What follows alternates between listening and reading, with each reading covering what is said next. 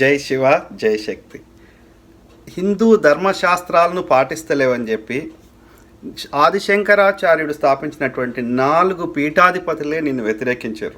అసంపూర్తి అనే గుడిని ప్రారంభించడం, భార్యా సమేతంగా చేయాల్సిన ధర్మ కార్యక్రమాలు సింగిల్గా చేయడము, అదేవిధంగా ఈ యొక్క రాముణ్ణి రాజకీయాలకు వాడుకుంటే పీఠాధిపతులే నిన్ను వ్యతిరేకిస్తారు.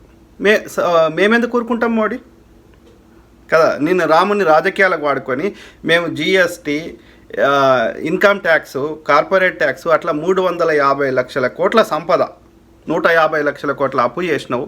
ఇదంతా మా హిందువుల సొమ్ము దోసుకుంటే మమ్మల్ని పేదవాళ్ళని చేస్తే మళ్ళీ నీకు రాముని పేరు మీద ఓట్లు అడిగితే చివరికి నీ రాజకీయాల కోసం, నీ ఓట్ల కోసం రాముని కూడా వదలకపోతే ఈ మమ్మల్ని పేదవాళ్ళని చేస్తే మేమెందుకు కోరుకుంటాం మోడీ? ఈసారి తప్పకుండా ఓడగొడతాం. మోడీకి హటావ్, దేశ్ కో బచావ్. జై శివ జై శక్తి. హిందూ ధర్మశాస్త్రాలను పాటిస్తలేవని చెప్పి ఆదిశంకరాచార్యుడు స్థాపించినటువంటి 4 పీఠాధిపతులే నిన్ను వ్యతిరేకించారు.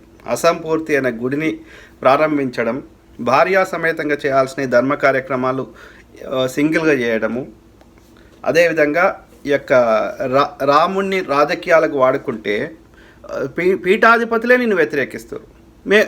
మేమెందుకు కూరుకుంటాం మోడీ కదా? నిన్ను రాముని రాజకీయాలకు వాడుకొని మేము GST, income tax, corporate tax అట్లా 350 లక్షల కోట్ల సంపద, 150 లక్షల కోట్ల అప్పు చేసినావు.